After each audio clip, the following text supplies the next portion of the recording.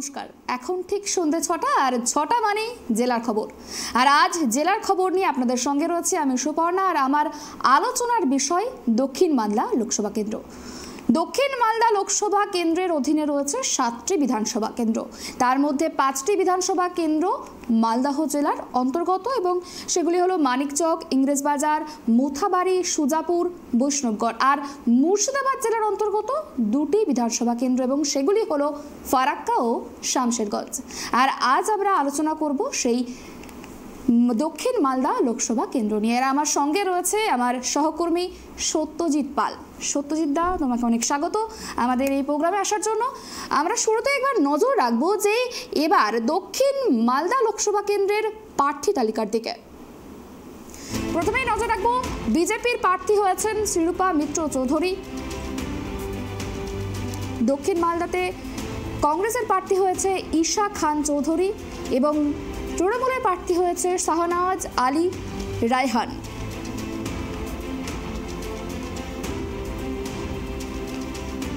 এবার আমরা প্রশ্ন উত্তর পর্বের দিকে যাব। সত্যজিৎ, দেখো প্রথমেই তোমার কাছে আমি জানতে চাইব যে এই যে দক্ষিণ মালদা লোকসভা কেন্দ্র, এই দক্ষিণ মালদাতে কার পাল্লা বেশি ভারী? প্রথমেই ট্রাইব টিভি দর্শকদের নববর্ষের শুভেচ্ছা জানিয়ে এবার লোকসভা নির্বাচনে দক্ষিণ মালদা কেন্দ্রে কিছুটা হলে পাল্লা ভারী শ্রীরূপা মিত্র চৌধুরীর দিকে, বিজেপির পাল্লা ভারী। তার কারণ আমি পরিসংখ্যানগুলো একটু বলে দেই। গত 2019 সালের লোকসভা নির্বাচনে শ্রীরূপা মিত্র চৌধুরী মাত্র 8,200 মতো ভোটে হেরেছিলেন। মানে হাড্ডাহাড্ডি লড়াই হয়েছিল শেষ মুহূর্তে, কখনো তিনি এগিয়েছিলেন, কখনো পিছিয়েছিলেন, কিন্তু একবারে শেষ মুহূর্তে গিয়ে যেখান থেকে কিন্তু কংগ্রেস প্রার্থী আবু হাসেম খান চৌধুরী জিতে যান। তো এবারে কিন্তু তৃণমূল কংগ্রেস যথেষ্ট শক্তিশালী। গত 21-এর নির্বাচনে আমরা দেখেছি তৃণমূল ব্যাপক সাফল্য পেয়েছিল।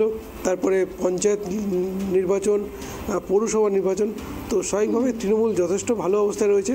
এবার তৃণমূল কংগ্রেসের ভোট যদি যতটা বাড়বে, কংগ্রেসের ভোট কমে আসবে। আর যেহেতু লোকসভা নির্বাচন, সুতরাং গনি খান একটা ফ্যাক্টর, তার পরিবার একটা ফ্যাক্টর। তো ঈশা খান চৌধুরী যিনি গনি খান পরিবারের সদস্য, সুতরাং এটা কংগ্রেসের ভোট যথেষ্ট বাড়বে।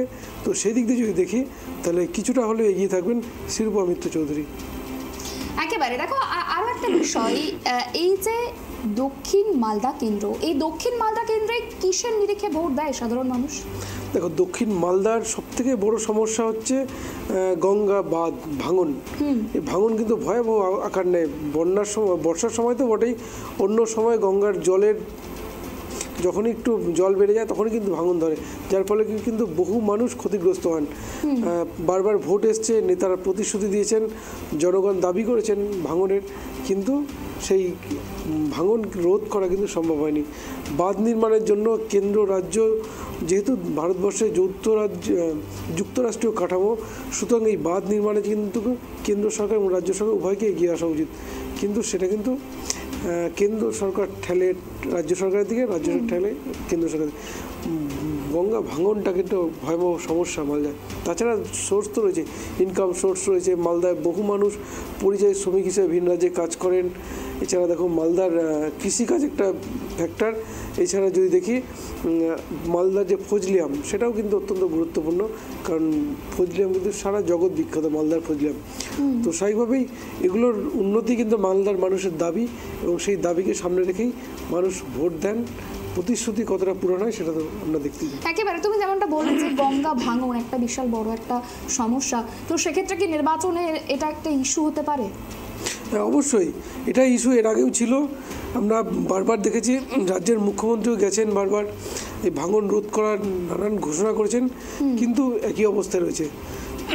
তো এবার লোকসভা নির্বাচন আবার এটাকেই প্রধান ইস্যু করবে কেন্দ্র সরকার শাসক দল। যদি দেখি বিজেপি, তাদের প্রধান ইস্যু এটাই হয়ে উঠবে। তৃণমূল কংগ্রেসের প্রধান ইস্যু এটা হয়ে উঠবে, এছাড়া কংগ্রেসও।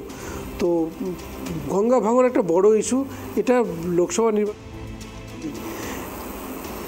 একেবারে দেখো আরও একটা বিষয় তোমার কাছে আমি যেমনটা জানতে চাইবো যে তুমি যেমনটা বললে যে পরিযায়ী শ্রমিক, আমরা দেখেছি যে বেশিরভাগ ক্ষেত্রে কিন্তু এই মালদা দক্ষিণ বলো বা আরও বেশ কিছু কিছু জায়গা রয়েছে যেখানে কিন্তু এই পরিযায়ী শ্রমিকের সংখ্যাটা অনেকটাই বেশি এবং তারা শুধুমাত্র কর্মসংস্থানের জন্যই কিন্তু ভিন দেশে পাড়ি দেয় এবং সেখানে কি একটা সমস্যা হয় যে দুর্ঘটনা ঘটে এবং বহু মানুষ মারাও যায়। সেক্ষেত্রে কোথাও গিয়ে কি পরিযায়ী শ্রমিকদের সমস্যাটাও কি আসবে এই নির্বাচনে? সেক্ষেত্রে কর্মসংস্থানের একটা সমস্যা রয়েছে। এটা তো একটা মারাত্মক সমস্যা, এটা পশ্চিমবাংলার একটা সবথেকে ভয়াবহ সমস্যা এই বাংলার পরিযায়ী শ্রমিক। কারণ বহু মানুষ ইনকাম সোর্স অফ ইনকাম নেই বলেই ভিন রাজ্যে পরিযায়ী শ্রমিক হিসেবে কাজ করতে যান। কাজ করতে গিয়ে পরিবার পরিজন সবাইকে ছেড়ে যান, কিন্তু দেখা যায় বাড়িতে ফেরে তার কি বলবো এক নিথর দেহ। এটা খুবই খুবই দুঃখজনক ঘটনা। কারণ যদি সোর্স অফ ইনকামটা থাকতো, রাজ্যে শিল্প কর্মসংস্থান হয়ে উঠতো, তাহলে পরিযায়ী শ্রমিকের সংখ্যা কমে যেত। বহু মানুষ তাদের পরিজন হারিয়েছেন এইভাবে। আমরা বাড়ি দেখি, তোমার কেউ মুম্বাই যান, কেউ মহারাষ্ট্রে যান, কেউ তামিলনাড়ু, কর্ণাটক, বিভিন্ন রাজ্যে যান, কিন্তু যার ফলে দেখা যায় দুর্ঘটনার কবলে পড়ে ফিরে আসে মৃতদেহ। এটা একটা খুব দুঃখজনক ঘটনা। তবে কেন্দ্র সরকার এবং রাজ্য সরকার উভয়েরই উচিত কর্মসংস্থানের দিকে জোর দেওয়া। শিল্প রাজ্যে আসা খুব প্রয়োজন। একেবারে। দেখো আরও একটা বিষয়, এই যে তুমি একটু আগে বললে, আমি তোমাকে প্রথম যে প্রশ্ন করেছিলাম যে কার পাল্লা ভারী, তুমি বললে যে শিরূপা মিত্র চৌধুরী যিনি বিজেপি প্রার্থী তার পাল্লা ভারী। সেক্ষেত্রে আমার তোমার কাছে একটা প্রশ্ন থাকবে যে আগের বারও বিজেপি প্রার্থী ছিলেন এই শিরূপা মিত্র চৌধুরী, কিন্তু সেক্ষেত্রে তিনি কিন্তু ভালো ফল করতে পারেননি। অন্যদিকে বিধানসভাতে তার কিন্তু বিশাল মাত্রায় তিনি কিন্তু জিতেছেন। সেক্ষেত্রে কোথাও গিয়ে কি আবার এই শিরূপা মিত্রের ওপরে ভরসা রেখেছে বিজেপি? সেক্ষেত্রে কিসের ভিত্তিতে আবারও ভরসা রাখলো? দেখো, শিরূপা মিত্র চৌধুরী যেটা দলকে দিতে পারে সেটা হচ্ছে ভরসা। এক নম্বর, অনেকেই প্রার্থী না হয়ে টিকিট না পেয়ে দল ছাড়েন, তো স্বাভাবিকভাবে কেউ অন্য দলের জনস্রোত বা জনপ্রিয়তা দেখে দল ছাড়েন। তো শিরূপা মিত্র চৌধুরী কিন্তু সেই পথে হাঁটেননি। 2019-এর লোকসভা নির্বাচনে হেরেছেন, তারপরে বসেই ছিলেন। 2021-এর বিধানসভা নির্বাচনে ইংরেজবাজার থেকে জিতে বিধায়ক হন। তো বিধায়ক হওয়ার পরেও আমরা দেখেছি 21-এর নির্বাচনে তৃণমূলের বিপুল সাফল্যের পর রাজ্যের বিভিন্ন জায়গাতে বহু বিধায়ক, বহু নেতা দল ছেড়ে শাসক দল তৃণমূল কংগ্রেসে গেছে, কিন্তু শিরূপা মিত্র চৌধুরী তিনি কিন্তু সেই পথে পা বাড়াননি। তিনি দলকে ভরসা দিচ্ছেন, বিজেপিতেই রয়েছেন। তো স্বাভাবিকভাবেই বিজেপি নতুন কারোর উপর ভরসা করেনি।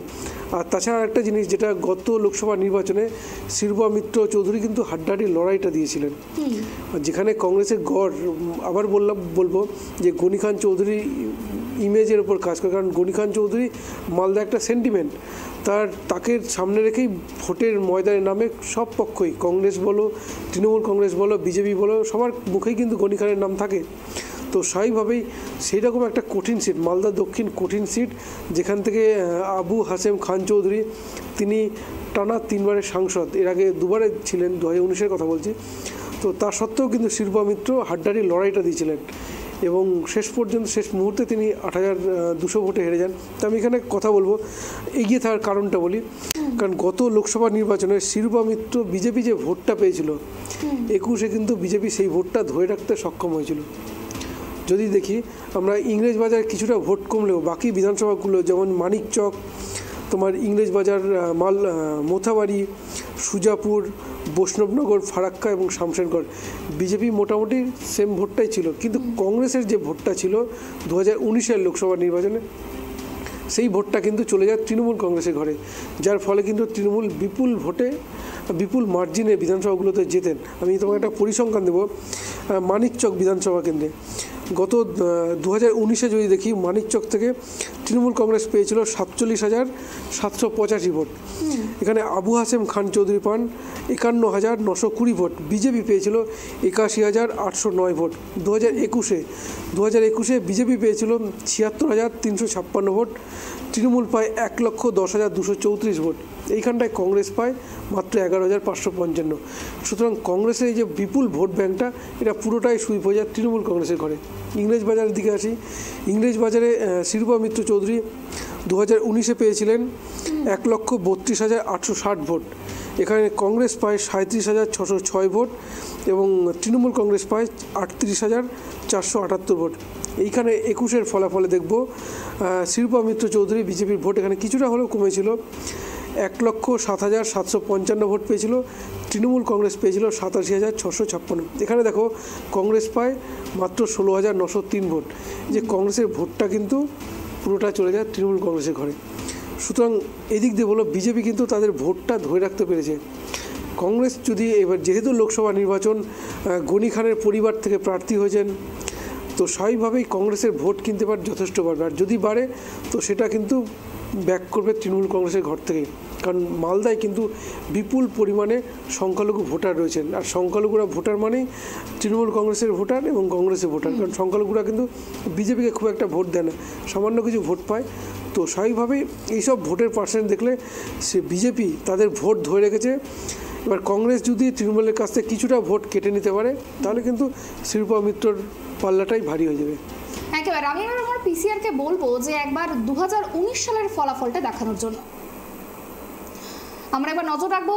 এখানে আবু হাসেম খান চৌধুরী, তার দল কংগ্রেস, এবং প্রার্থী ছিলেন বিজেপির তরফ থেকে শিরূপা মিত্র চৌধুরী। অন্যদিকে মোয়াজ্জেম হোসেন, তিনি তৃণমূলের প্রার্থী হয়েছিলেন। তার ভোট সংখ্যা এবার আমি বলবো যে তৃণমূল প্রার্থী মোহাম্মদ মোয়াজ্জেম হোসেন, তিনি কিন্তু ভোট পায় 3,51,353। বিজেপির প্রার্থী শিরূপা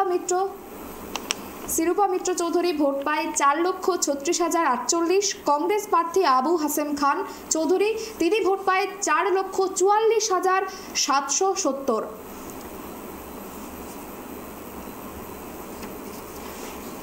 কংগ্রেসের প্রার্থী আবু হাসেম খান চৌধুরী, তিনি ভোট পায় 4,44,270। তৃণমূল প্রার্থী তিনি ভোট পেয়েছিল 3,51,353। কংগ্রেস প্রার্থী 4,44,270 এবং বিজেপি প্রার্থী তিনি ভোট পেয়েছিল 4,36,048। দেখো সত্যজিৎ দা, তোমার কাছে আমি প্রথমে যেটা জানতে চাইবো যে এই যে 2019 সালের ফলাফল, কোথাও গিয়ে কি 2024 সালেও এরকমই ফলাফল আসবে নাকি কিছু পরিবর্তন হতে পারে? দেখো 2019-এ কংগ্রেস এখানে জয় পেয়েছিল, তারপরে কিন্তু তৃণমূল কংগ্রেস 2021-এ কিন্তু ব্যাপক সাফল্য পায়। কারণ আমরা যদি পেছনের দিকে তাকাই, কারণ 2016-র বিধানসভা নির্বাচনে মালদায় কিন্তু তৃণমূল কংগ্রেস খাতা খুলতে পারেনি। প্রত্যেকটি বিধানসভা কেন্দ্রে কিন্তু বাম কংগ্রেস জোট জয় পেয়েছিল, একমাত্র বৈষ্ণবনগর বিধানসভা কেন্দ্র জিতেছিল বিজেপি। তো স্বাভাবিকভাবে তৃণমূল কিন্তু সেরকম শক্তিশালী ছিল না। তো স্বাভাবিকভাবেই 2019-এ তৃণমূল সর্বশক্তিতে ঝাঁপিয়েও কিন্তু 3,51,353 ভোট পায়, যার ফলে কংগ্রেসের সংগঠন মজবুত থাকার সুবাদে কিন্তু কংগ্রেস এই জয়টা পেয়েছিল। এরপর তৃণমূল কংগ্রেসের সংগঠন অনেকটা ভেঙেছে। 2021-এর ফলাফলে যে 7টি বিধানসভা কেন্দ্র রয়েছে, 7টার মধ্যে 6টাতেই জয় পেয়েছে তৃণমূল কংগ্রেস। এর মধ্যে 2টো কেন্দ্র রয়েছে মুর্শিদাবাদের, একটা ফারাক্কা এবং শামশেরগঞ্জ। এই 2টো বিধানসভা কেন্দ্রেও কিন্তু জয় পায় তৃণমূল কংগ্রেস। তো স্বাভাবিকভাবে তৃণমূলের শক্তি কিন্তু অনেকটাই বেড়েছে 2021 সালে। তো 2019 সালে যে ফলটা এসেছে সেটা কিন্তু 2016 সালের সংগঠনের উপর ভিত্তি করে বিধানসভা নির্বাচন, তো সেখানে কিন্তু তৃণমূল বিধানসভায় জয় পায়নি। তো স্বাভাবিকভাবেই এটা কিন্তু অত্যন্ত গুরুত্বপূর্ণ, তার কারণ এবারে কিন্তু কংগ্রেসের সেই সংগঠনটা নেই। কংগ্রেসকে লড়াই করতে হবে গনি খান মিত এবং গতবারের জেতা লোকসভা জেতা আসন, পাশের সাথে রয়েছে বাম কংগ্রেস জোট। তো স্বাভাবিকভাবেই তৃণমূল কংগ্রেসের ভোট গতবারের তুলনায় বেড়ে যাওয়ার সম্ভাবনা রয়েছে। কংগ্রেস প্রার্থী কতটা লড়াই দিতে পারেন সেটা একটা ব্যাপার, কারণ কংগ্রেসের সংগঠন কিন্তু সেই সংগঠন নেই। উল্টো দিকে শিরূপা মিত্র চৌধুরী গতবার ছিলেন বিজেপি প্রার্থী হিসেবে, এবার কিন্তু তার সঙ্গে দেখো ইংরেজবাজারে উনি কিন্তু বিধায়ক, আর বিধায়ক হিসেবে কিন্তু কি বলবো, বাংলায় বিধানসভায় আমরা বারবার প্রশ্ন উত্তর পর্বে তাকে দেখেছি, বিভিন্ন সাংবাদিক সম্মেলনে তাকে দেখা যায়। তিনি কিন্তু এখন পরিচিত মুখ। 2019-এ তিনি কিন্তু একজন অপরিচিত ছিলেন, কিন্তু এবারে তিনি কিন্তু পরিচিত মুখ। তো স্বাভাবিকভাবে এর ফায়দা কিন্তু বিজেপি এবার পাবে। এবার কংগ্রেস এবং তৃণমূল কংগ্রেস যদি ভোট কাটাকাটির বেড়ে যায়, তার ফায়দা কিন্তু পাওয়ার সম্ভাবনা বিজেপি প্রার্থীর। কারণ 19-এর তুলনায় 21-এ বিজেপির ভোট কিন্তু কোনো মতেই কমেনি, মোটামুটি বলা যায় সেম ভোটই বিজেপি ধরে রাখতে পেরেছে, বরঞ্চ কংগ্রেসের ভোটটা সুইপ হয়েছে তৃণমূল কংগ্রেসের ঘরে। একেবারে আমি এবার দেখবো যে সাধারণ মানুষ, দক্ষিণ মালদার সাধারণ মানুষজন তারা কি বলছে। কংগ্রেসের কোনো এমপির আমরা কোনো কিছু কাজ দেখতে পাইনি। এলাকায় উনি মাঝে মাঝে গাড়ি নিয়ে এদিক ওদিক ঘুরতে দেখা যায়, কিন্তু কোনো কাজ আমরা তার কাছে পাইনি। তার দ্বারা কোনো উপকার আমাদের মালদাবাসীর হয়নি, এটুকুই বলতে পারি। এখন মানুষের ভোটের ব্যাপারে বলাটা খুব মুশকিল, কারণ মানুষ ভোট কাকে দিবে বোঝা মুশকিল। হ্যাঁ, তবে 3 দলেরই প্রার্থীর জোর প্রচার হচ্ছে। হ্যাঁ, এটা এখন বোঝা যাবে না। 5 বছরে কংগ্রেসের আমলে আমরা কিছু পাই। কে জিতেছিল? এই যে দালুদা।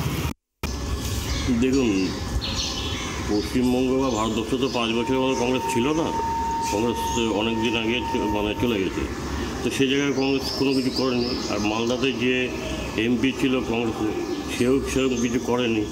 যা কিছু করেছে মোটামুটি পশ্চিমবঙ্গ সরকার, তৃণমূল যা করেছে সেই করেছে। আর দ্বিতীয় কথা হচ্ছে বিজেপি আমাদের মালদাতে তো বিজেপি কিছু করেইনি, প্রথমে আসে না। আর সেখানকার এমএলএ যে এমপি ছিল তারা কেউ কোনোদিন কোনো কিছু করেনি, মানুষ তাদের হাতে পায়নি। যা পেয়েছে টিএমসি যারা ছিল এমএলএ এমপি তাদেরকে কাছাকাছি পেয়েছে, কিছু পেয়েছে, কিছু কাজ নিয়েছে তাদের থেকে। তৃণমূলের তো এমপি ছিল না কখনো, এমএলএ ছিল।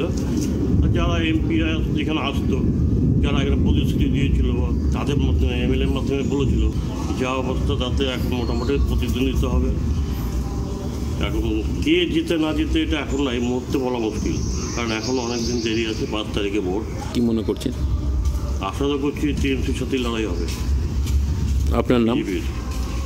আর কংগ্রেসের যদি হয়তো উত্তর মালদাতে, সেটাতে মালদাতে যেটা আছে সেটা যদি হয়, মানে বিজেপি কংগ্রেসের মধ্যে হতে পারে, তার মধ্যে তৃণমূলের থাকলে মোটামুটি লড়াই 3 পক্ষে হবে। আমরা শুনলাম সাধারণ মানুষের বক্তব্য, তাদের থেকেও কিন্তু একটা অভিযোগ আসছে, তুমিও নিশ্চয়ই শুনলে, যে সাধারণ মানুষের বক্তব্য যে 5 বছরে কংগ্রেসের যিনি সাংসদ ছিলেন তিনি কিছুই করেননি। এই বিষয়ে কি বলবো? দেখো, আবু হাসেম খান চৌধুরীর যদি পারফরমেন্স আমরা দেখি, গত 5 বছর আমরা কিন্তু সংসদে কোনো ইস্যু নিয়ে যে সেভাবে তুলে ধরা সেটা কিন্তু সামনে আসেনি।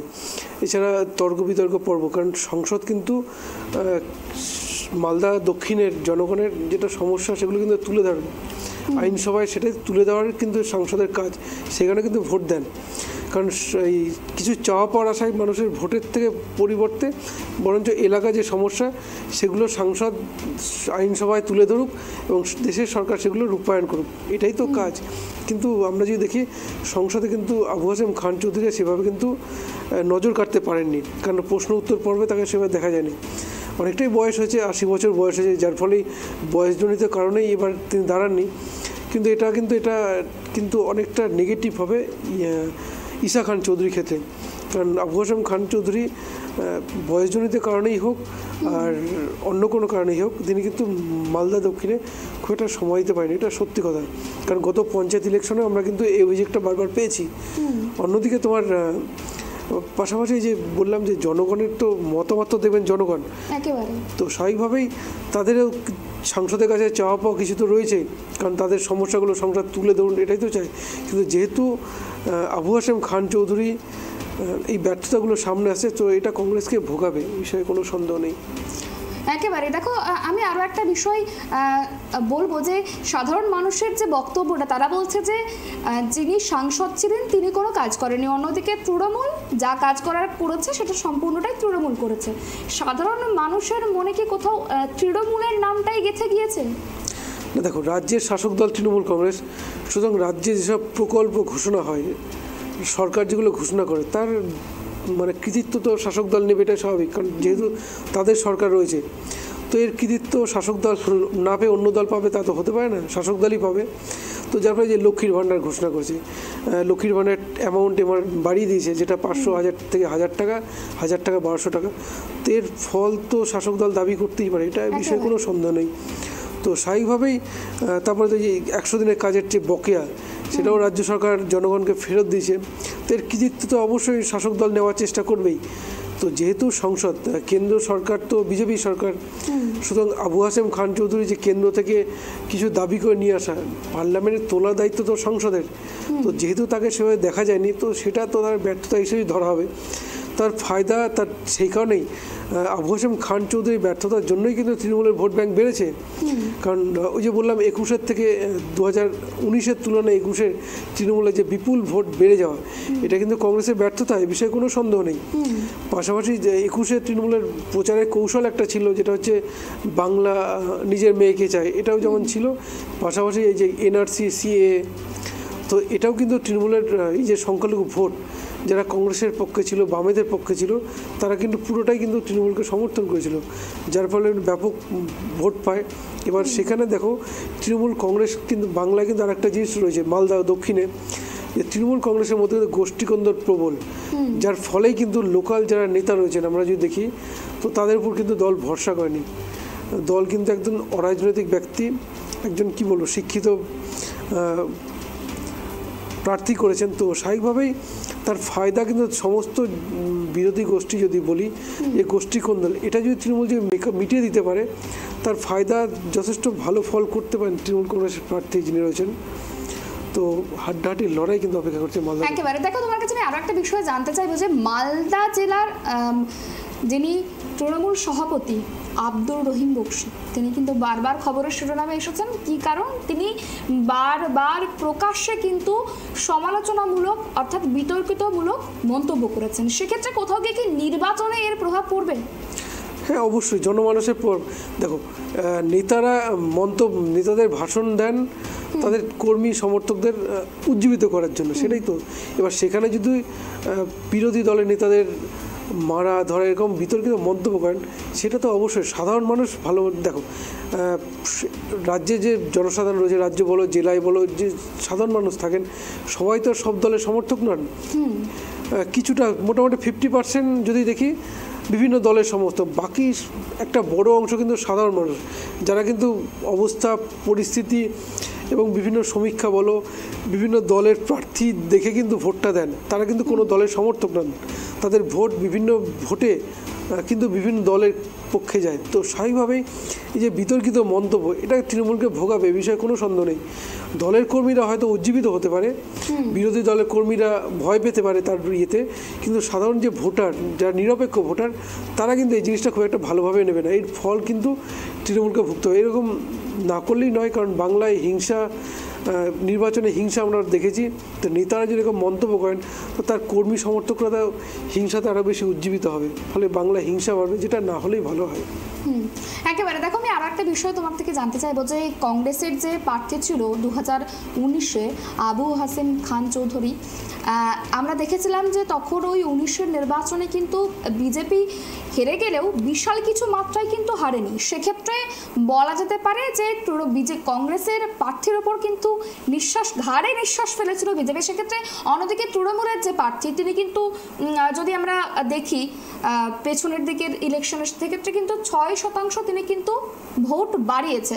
সেক্ষেত্রে এই 19-এর নির্বাচনে কি 24-এর নির্বাচনে কি কোথাও গিয়ে শাসক আর বিজেপির টেক্কা কি হাড্ডাহাড্ডি হবে? না, দেখো, অবশ্যই এটা হাড্ডাহাড্ডির লড়াইটা মূলত এক্ষেত্রে তৃণমূল কংগ্রেসের সঙ্গে বিজেপির হওয়ার সম্ভাবনাটাই বেশি।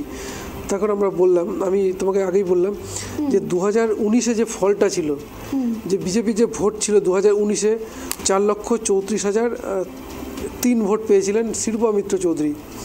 তো 2021-এ যদি দেখি, তো বিজেপির ভোট ব্যাংক খুব একটা কিন্তু ধস নামেনি, মোটামুটি বিজেপি সেই ভোটটা কিন্তু ধরে রাখতে পেরেছে। উল্টো দিকে কংগ্রেসের যে ভোট ছিল 4,43,540 ভোট, এই ভোটটা কিন্তু অনেকটাই কমে 4,44,270 ভোট, এই ভোটটা কিন্তু অনেকটাই চলে আসে তৃণমূল কংগ্রেসের দিকে। আমি তোমাকে 21-এর ফলাফল কিছুটা বলি। ইংরেজবাজার, গত 19-এর নির্বাচনে কিন্তু ইংরেজবাজার কিন্তু অত্যন্ত গুরুত্বপূর্ণ ছিল, কারণ ইংরেজবাজার থেকে শিরূপা মিত্র চৌধুরী পেয়েছিলেন 1,32,860 ভোট, সেখানে তৃণমূল কংগ্রেস পেয়েছিল 38,478 ভোট এবং কংগ্রেস পেয়েছিল 37,607 ভোট। সুতরাং প্রায় মোটামুটি 95,000 ভোটে কিন্তু এখান থেকে এগিয়েছিলেন শিরূপা মিত্র চৌধুরী। বাকি কেন্দ্র মানিকচক, এখানেও মোটামুটি 30,000 ভোটের লিড ছিল শিরূপা মিত্র চৌধুরী, যেটা দেখো 21-এ কিন্তু তৃণমূল জিতেছিল। তৃণমূল এখানে 1,10,000 ভোট পায়। কংগ্রেসের ভোট কিন্তু বিপুল ধস নামে মাত্র 11,000 ভোট পেয়েছিল। উল্টোতে শামশেরগঞ্জ, যেটা মুর্শিদাবাদ মানে অধীর গড়, কংগ্রেসের গড় আমরা জানি, সেই শামশেরগঞ্জে 2019-এ কংগ্রেস পেয়েছিল 73,054 ভোট।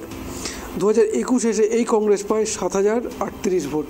সুতরাং কংগ্রেসের ধস কিন্তু ব্যাপক। উল্টো দিয়ে ফারাক্কায় 2019-এ তৃণমূল কংগ্রেস পেয়েছিল 76,107 ভোট, সেখানে 2021-এ পেয়েছিল 36,207 ভোট। সুতরাং কংগ্রেসের যে ভোটটা দেখছো এটা কিন্তু পুরোটাই চলে এসেছে তৃণমূল কংগ্রেসের ঘরে, যেখানে তৃণমূল ফারাক্কায় 2019-এ পেয়েছিল 44,528 ভোট, সেখানে 2021-এ পেয়েছিল 1,02,319 ভোট। সুতরাং কংগ্রেসের ভোটের একটা বড় অংশ কিন্তু তৃণমূল কংগ্রেসের দিকে গেছে। এবার যেহেতু লোকসভা নির্বাচন, কেন্দ্রে কোন দরকার সরকার গঠন করবে, এখানে কিন্তু লোকসভা নির্বাচন আঞ্চলিক দলের থেকে তোমার সর্বভারতীয় দলের ভোট ব্যাংক কিন্তু অনেকটা বাড়ে। আর যেহেতু ঈশা খান চৌধুরী গনি খান পরিবারের সদস্য, সুতরাং কংগ্রেসের ভোট বাড়বে। আর মালদা যেহেতু সংখ্যালঘু ভোটার একটা বড় অংশ, সুতরাং এই যে তৃণমূল কংগ্রেসের ভোটটা কিন্তু অনেকটাই কমে এসে কংগ্রেসের দিকে যেতে পারে, যার ফল কিন্তু অনেকটা ভাগ বসাতে পারেন শিরূপা মিত্র চৌধুরী। সুতরাং তার পাল্লা কিছুটা হলেও ভারী এই মালদা দক্ষিণে। একেবারেই অনেক ধন্যবাদ আমাদের সঙ্গে থাকার জন্য। লোকসভা নির্বাচনের নির্ঘণ্ট প্রকাশের পরেই কিন্তু ময়দান গরম করছে শাসক বিরোধী সকলেই, তারা কিন্তু প্রচার ইতিমধ্যেই চালাচ্ছে এবং 2019 সালে বিজেপির সারা জাগানো উত্থান দেখা গেলেও রীতিমতো কংগ্রেসের আবু হাশেম খান চৌধুরীর ঘাড়ে নিঃশ্বাস ফেলেছিল বিজেপি। তবে তৃণমূল অবশ্য গতবার তৃণমূলের হাত ধরে তিনি প্রার্থী ছিলেন, তিনি 6% কিন্তু ভোট বাড়িয়েছিল। এবার নির্বাচনে বিজেপির উত্থানকে টেক্কা দিতে পারে কিনা শাসক দল, সেটা এখন দেখার। আজকের মতো জেলার খবর এই পর্যন্ত। অন্যান্য খবরের জন্য অবশ্যই চোখ রাখুন ট্রাইব টিভি বাংলার পর্দায়। নমস্কার।